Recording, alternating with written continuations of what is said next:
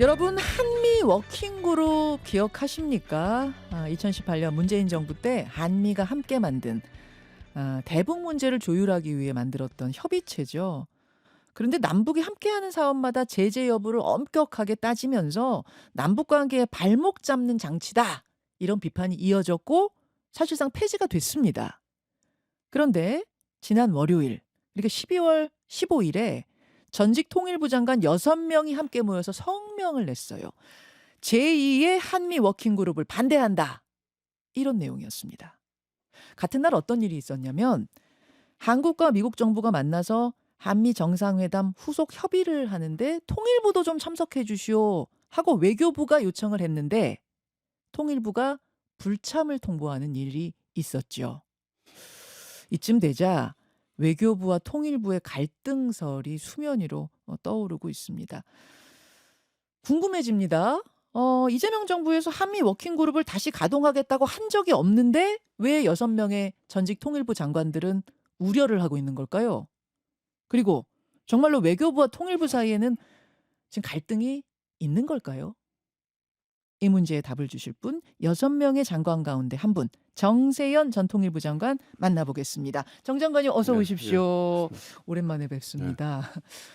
사실은 한미 워킹그룹이라는 말은 기억이 나는데 그때 그게 뭐가 문제였지? 왜 그게 폐지가 됐지? 잘 기억 못 하시는 분도 계실 수 있을 것 그렇죠. 같아서요. 예, 예. 그 당시 2018년 한미 워킹그룹이 어떤 문제가 있었던 거죠? 예, 그러니까 잘 아시는 대로 이제 2018년 4월 27일 날 판문점에서 남북 정상회담이 열리지 않았습니까? 예.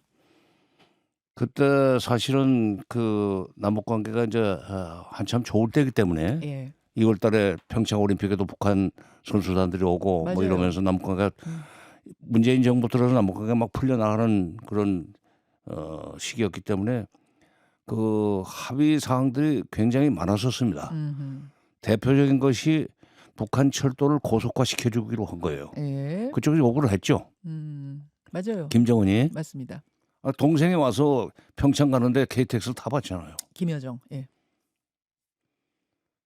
그다음에 이제 여러 가지 경제적인 협력도 약속을 많이 했어요. 음. 주로 북한이 받는 겁니다. 어차피 북한이 우리한테 줄 건 없어요. 그렇죠. 북한이 우리한테 줄 건 그런 걸 받는 대신 군사적으로 긴장을 조성하지 않는 것이 최고예요. 예. 그다음에 이제 9월 19일 날 평양에서 남북 정상회담이 열릴 때도 많은 것이 이제 그 합의가 됐어요. 네. 주로 이제 북한이 받는 겁니다. 음흠. 우리가 주는 거고. 얼마나 만족스러웠으면은 그 능라도 경기장, 5일 경기장이라는 데서 문재인 대통령이 7분 동안 연설하는데 사전 원고를 검열하지 않았겠어요. 원래 다 검열. 합니다. 1분짜리도 옵니다. 내가 1분짜리. 장관급 회담 가가지고 예. 환영 만찬에 답사를 하는 것도 보자고 그래요. 환영 만찬 답사도 보자고요. 그럼. 혹시라도 자기네 무슨 뭐 이렇게 불리한 얘기, 자기한테 체제 불리한 비판 이런 거 얘기, 있을까봐. 무슨 회담 외에 장외 압박 전술 차원에서 문제 제기하는 거 있나 하는. 근데 없었다는 것이 이제 나중에 알려졌고 네. 그런 정도로 이제 만족을 했으니까 네. 회담이 끝나고 그 백두산까지 맞아요. 대표단을 같이 모시고 가서 음. 케이블카 타고 현지까지 같이 내려가지 않았어요. 아우 기억하죠. 예. 김정은이 대단한 기대를 걸었던 거예요. 음. 근데 그중에 이제 어떤 것이 또 문제냐면 미국 측에서 볼 때 이제 음흠. 9.19 군사 분야 합의라는 게 있습니다.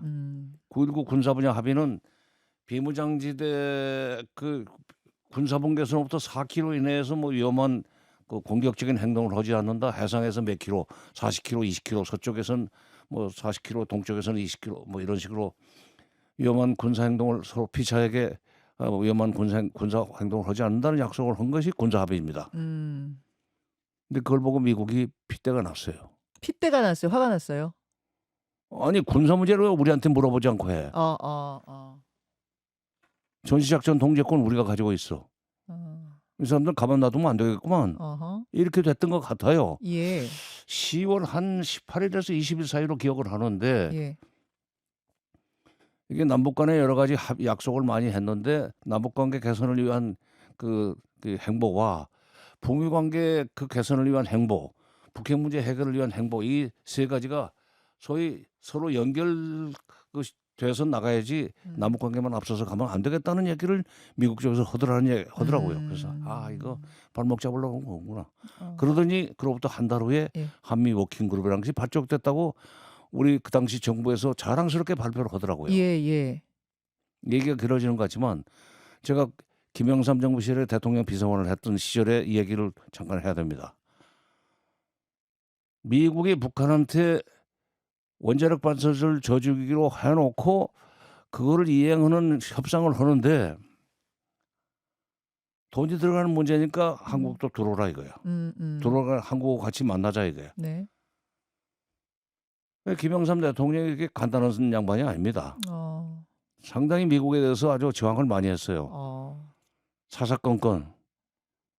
그러니까 미국에서 뭐라고 하냐면 한미 동맹이면서 왜 이렇게 그 대북 정책을 둘러싼 엇박자를 내느냐 왜 한국이. 협조 잘 안 하냐? 왜 시키는 대로 안 하냐 얘기해요. 예. 그러면서 앞으로 이 북핵 문제를 위한 그 한미 협상에서는 한미 협상이다. 대북 협상이 아니고 네. 한미 공조라는 원칙을 먼저 정해놓고 그 틀 내에서 하자. 근데 한미 공조가 나쁜 말이 아니라고 생각을 하죠. 그 당시에 우리 외교부가 별 생각 없이 not bad 하는 식으로 나갔어요. 좋다. 예. 저 YS 때 얘기입니다, 예. 여러분. 그런데 그다음부터 우리 입장을 설명을 못하게 하는 거예요. 미국의 입김이 너무 강했군요. 미국이 시키는 대로 하라는 거예요. 시키는 대로 하라.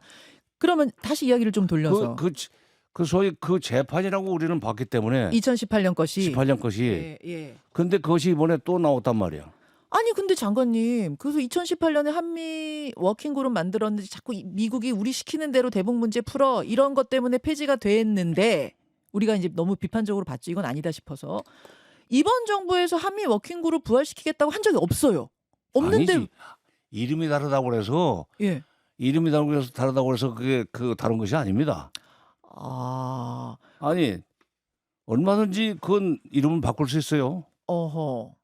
이번 이름은 한미 정상회담 조인트 팩트시트 그건 나중에 후속 협의? 이제 통일부가 왜 대북 정책을 너희가 주도적으로 그 미국과 협의를 하느냐 하는 식으로 이제 반발을 하니까 예.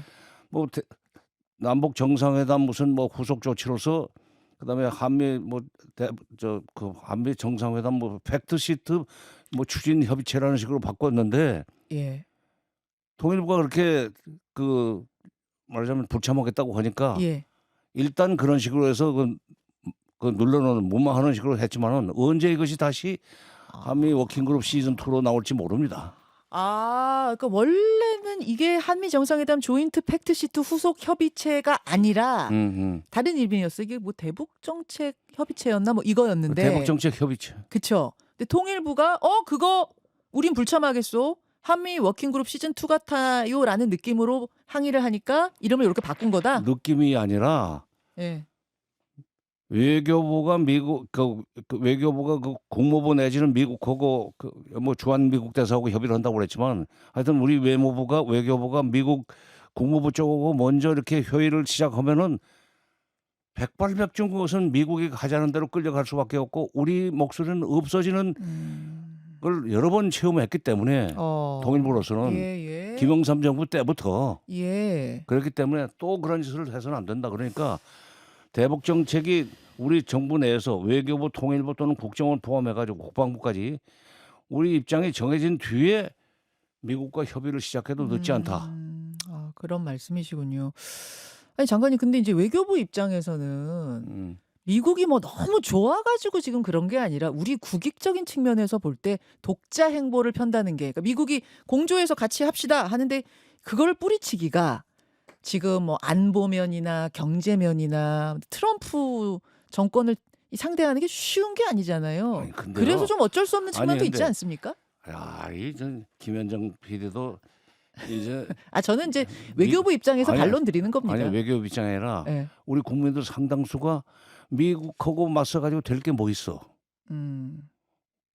그거 바꿔 얘기해서 우리의 국익을 먼저 좀 챙기고 미국하고 협조를 해도 늦지 않아 하는 생각을 못합니다. 미국과 처음부터 협조하는 것이 우리 국익이다 하는 그런 잘못된 소위 이 철학이랄까 프레임을 가지고 있는 게 서글픈 일이에요. 근데 그래가지고 저 트럼프가 왔을 때 우리가 막 무궁화 훈장도 주고 금관도 주고 이거 이뻐서 준 거 아니잖아요. 글쎄 그럼 그러니까 우리 이득을 위해서 준 그러니까 거잖아요. 우리 이익을 위해서 예. 미국을 우리 편을 만들기 위해서 그거 하는 거고 그것은 예. 외교에 있어서 하나의 그 수단일 뿐인데 예. 지금 그러면 처음부터 미국하고 협의를 해가지고 우리가 우리 입장을 우리 정책을 현실로 그 구현할 수 없다는 사례를 하나 얘기할게요. 예. 개성공단 개발할 때입니다. 시작할 때입니다. 음흠. 이게 2003년 들어서서 이제 3월달에 첫 삽을 떴어요. 예. 어떻게 이상하게 김대중 정부 때 말년에 통일부 장관을 했던 이 저를 노무현 대통령이 일면식도 없는 저를 통일부 장관으로 계속 놔두는 바람에 제가 개성공단 사업을 시작할 수밖에 없었는데 예. 예. 그 개성공단에 이제 장차 우리 기업들이 들어가야 될 거 아니에요. 그럼 그렇죠. 기계를 가지고 들어가야 되는 거 아니에요. 공단이니까. 맞습니다. 근데 미국에는 어떤 법이 있냐면 대적성국 교육법이라는 게 있습니다. 영어로 Enemy Regulation Act인가 그래요. 네. 미국 기술이 10%만 들어 있어도 모든 미국 동맹국들, 미국 우방은 미국 상무부의 허락을 받아야 된다. 그 기술이 적성국에 들어가려면. 그렇죠. 그때는 하여튼 현실 정치적으로 북한이 미국의 적성국이었으니까 네. 그 기계를 가지고 들어가기 위해서는 미국 상무부의 허락을 받아야 된다는 그 조항 때문에 이제 우리 교류협력장에 와서 이거 외무부한테 부탁해가지고 미국 상무부의 허락을 받아야 되겠습니다. 그래서 그러라고. 예. 예. 그러니까 외무부한테 부탁했어요. 예. 그 다음 날 안 된다고 답이 왔어요. 미국 쪽에서 미국 쪽에서가 아니라 외무부를 통해서 미국에 그렇죠. 안 된다고 합니다. 그래서 내가 네. 교류협력장을 직접 자네가 미국을 가라. 예. 상무부 가서 설명을 하라. 안 된다는. 가서 얘기를 해. 왜냐하면 왜 꼭 그 미국 기술을 가지고 미국 기술 10% 뭐가 있는 10%만 들어가 있어도 그 미국 허락을 받아야 된다고 하지만은 우리 기업이 개성공단에 들어가서 돈을 벌어야만 우리 된다는 얘기를 가서 해. 불가피성을 얘기해. 가더니 돌아왔어요. 안 된답니다 하고 왔어요. 그래서 보름 후에 또 가. 아니 장관님 안 된다는데 왜 자꾸 가라고 합니까? 그래서 이 사람아 삼고초려란 말이 있잖아. 네. 3번 얘기해 보자 우리. 보름 후에 갔다 오더니 웃으면서 들어왔어요. 네. 어떻게 됐어? 그랬더니 된대요. 그래서 그 봐. 그러니까 그냥 너무 노골적인 표현인지 모르지만 남북 관계와 관련해서 미국이 협조를 얻어내는데 외무부한테 부탁을 하면은 처삼촌 벌초 오듯이 합니다. 처삼촌 벌초한 그게 무슨 뜻이에요? 아니 구체적인 예. 불가피성을 얘기해야 될 거 아니에요. 그러니까 애절하고 아주 절절하고 아주 뭐 안 이렇게 하면 안 된다는 얘기를 해야 되는데 해야 되는데 이거 해달라는데요. 그러면 미국은 사사건건 안 되고 그다음에 좀 건성건성한다 이 얘기군요. 건성건성이죠. 그러니까 한미 워킹 그룹이 생긴 뒤에 예. 그건 나쁘지 않다고 해서 미국한테 이제 그 동의를 해줬는데 18년 11월 20일 날 그것이 생긴 뒤에 그 이듬해 1월 달에 북한에 독감이 유행한다고 그러니까 우리 정부가 네. 남북관계 개선을 위해서 남북관계를 좋게 만들기 위해서 독감약을 보내려고 그랬어요. 네. 타미플루라는. 네네. 그걸 싣고 이제 트럭이 올라가는 중이에요. 그랬더니 그 판문점의 철책선은 주한미군 사령부가 관리를 합니다. 유엔사의 모자를 쓰고 있지만 네. 안 된다는 거예요. 왜 안 되냐 그랬더니 약은 가도 좋지만 트럭은 안 된다 이거야. 트럭은 제재 품목이다 이거야. 아니 트럭을 갖다 준다는 게 아니야. 약만 내려놓고 트럭은 돌아오는데도 불구하고 또 운전수도 와야 될 거 아니야. 예. 그런데도 아주 그야말로 자꾸 해석을 해가지고 예. 미국이 예. 이 트럭이 제재 품목이 들어있는데 가면 안 된다?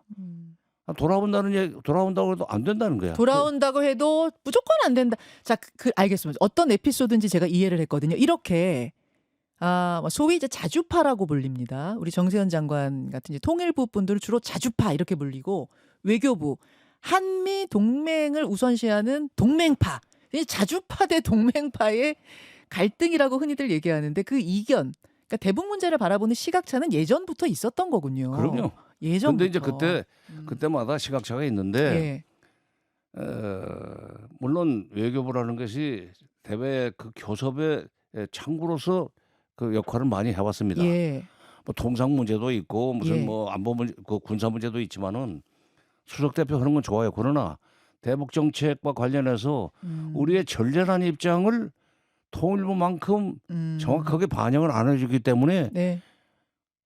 사전 조율이 되기 전에 미국하고 먼저 만나는 것은 안 된다는 것이 안 된다. 그리고 그래서 그리고 이 무슨 아까 뭐라고 그랬죠? 무슨 그 협의체 이름이요? 예? 어떤 거? 2018년 11월 20일 날 만들었던 한미 워킹 그룹이요? 한미 워킹 예, 그룹. 예. 한미 워킹 그룹 그 같은 것이 95년 김영삼 정부 때도 있었는데 그때도 결국 그런 협의체를 만들어 가지고 우리는 미국이 하자는 대로 끌려갈 수밖에 없었던 것이 좀 2번 있었는데 또 3번째 하려고 그러냐 하는 얘기예요. 그때도 외교부 주도였습니까? 그럼. 예, 이름만 바뀌었지 계속 그런 식으로 외교부가 그러니까 만드는 한미 것에 반대한다. 대북정책 협의체가 네. 아니고 무슨 팩트시트 무슨 추진 협의 네, 네. 그거 이름 바꿔 가지고 나중에 슬그머니 또 들어가면은 슬그머니 또 예, 알겠습니다. 알겠습니다.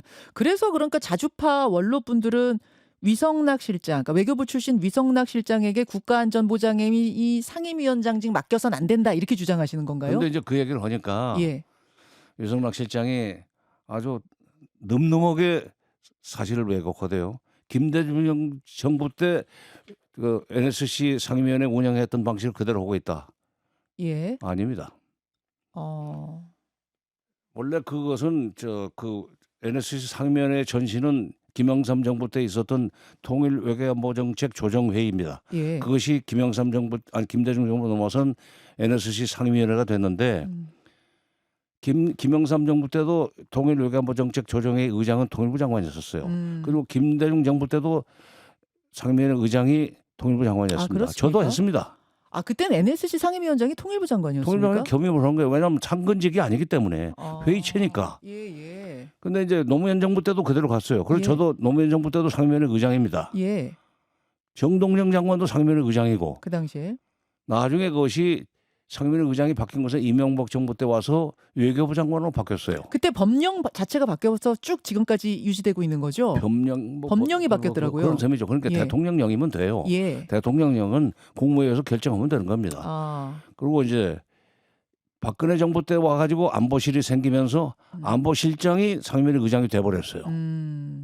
그리고 문재인 정부 때는 그냥 그것이 그대로 답습이 됐는데 네. 이게 윤석열 정부 때 들어가지고 안보실장이 상임위원회를 주도하면서 밑에 차관급 3명을 갖다 놓고 그 차관급을 풀멤버로 만들어 버린 거예요. 그것을 지금 이 명색이 윤석열 정부 것은 모든 것이 안 된다는 식으로 지금 일을 해야 되는 이재명 정부 시절에 윤석열 정부 때 했던 NSC 운영 체계를 그대로 운영하면서 이것이 김대중 정부 때부터 그렇게 되어 왔었다는 얘기로 사실 왜곡하면서 고집을 부리면 어떡합니까?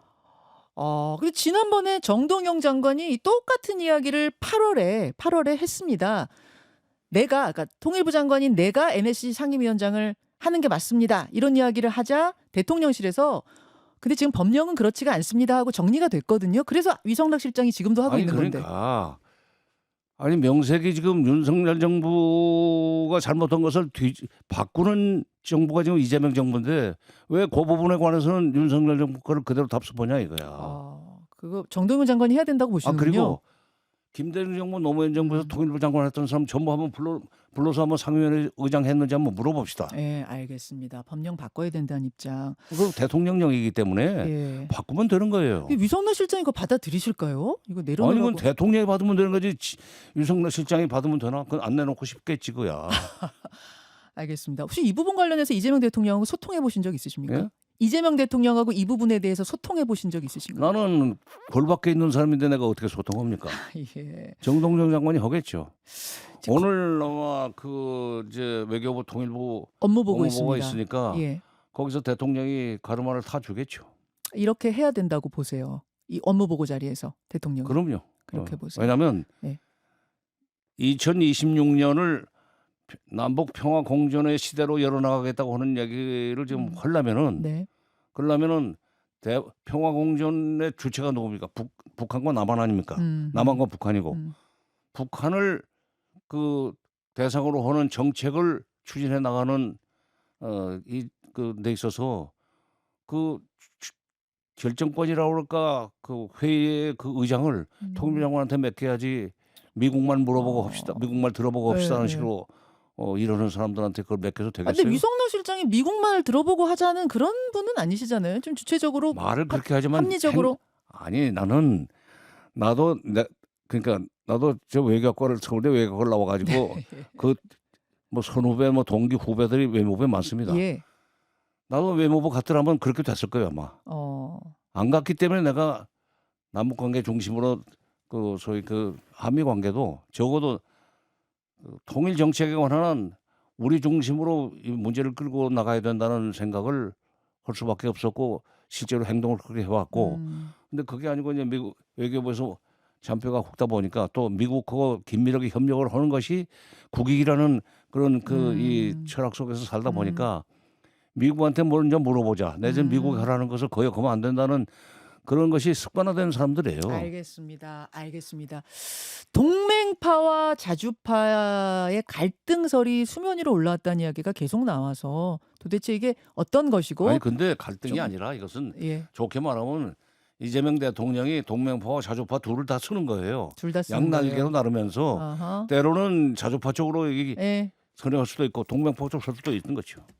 알겠습니다. 오늘 정세현 장관님의 입장이 뭔지 국민들께 잘 설득을 해주셨습니다. 그러니까 외교부를 뭐 없애라 내지는 뭐 그건 찍어놓는 거 아닙니다. 오늘 고맙습니다. 김현정의 뉴스쇼는 시청자 여러분의 참여를 기다립니다. 구독과 좋아요, 댓글 잊지 않으셨죠? 알림 설정을 해두시면 평일 아침 7시 10분 실시간 라이브도 참여하실 수 있습니다.